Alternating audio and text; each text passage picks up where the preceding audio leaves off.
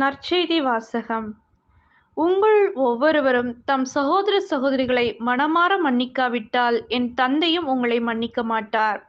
மத்தேயு எழுதிய தூய நற்செய்தியிலிருந்து வாசகம். அதிகாரம் 18, இறைவசனங்கள் 21 முதல் 35.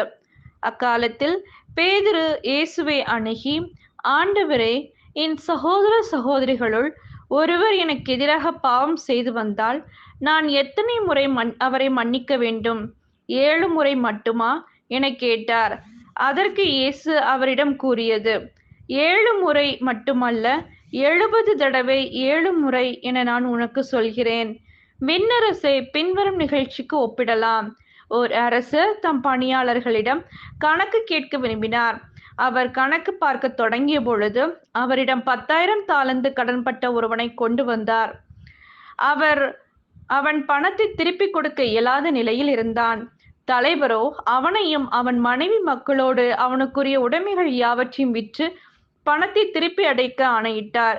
உடனே அப்பணியால் அவரை காலில் விழுந்து பணிந்து, என்னை பொறுத்தருள்க, எல்லாவற்றையும் உமக்கு திருப்பி தந்துவிடுகிறேன் என்றார்.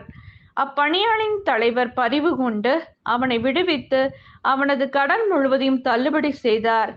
ஆனால் அப்பணியாள் வெளியே சென்றதும் தன்னிடம் 100 தெனாரியம் கடன்பட்டிருந்த உடன்பணியாளர் ஒருவரை கண்டு, நீ பட்ட கடனை திருப்பித்தா என கூறி அவரை பிடித்து கழுத்தை நெரித்தான். உடனே அவனுடைய உடன்பணியாளர் காலில் விழுந்து, என்னை பொறுத்தருள்க, நான் திருப்பி கொடுத்து விடுகிறேன் என்று அவனை கெஞ்சி கேட்டார். ஆனால் அவர் அதற்கு இசையாது கடனை திருப்பி அடைக்கும் வரை அவரை சிறையில் அடைத்தான். அவருடைய உடன்பணியாளர்கள் நடந்ததை கண்டபோது மிகவும் வருந்தி தலைவரிடம் போய் நடந்தவற்றையெல்லாம் விளக்கி கூறினார்கள். அப்போது தலைவர் அவனை வரவழைத்து, பொல்லாதவனே, நீ என்னை வேண்டிக் கொண்டதால் அந்த கடன் முழுவதையும் உனக்கு தள்ளுபடி செய்தேன். நான் உனக்கு இரக்கம் காட்டியது போல நீயும் உன் உடன்பணியாளருக்கு இரக்கம் காட்டியிருக்க வேண்டும் அல்லவா என்று கேட்டார். அத்தலைவர் சினங்கொண்டவராய் அனைத்து கடனையும் அவன் ஒப்படைக்கும் வரை அவனை வதைப்போரிடம் ஒப்படைத்தார்.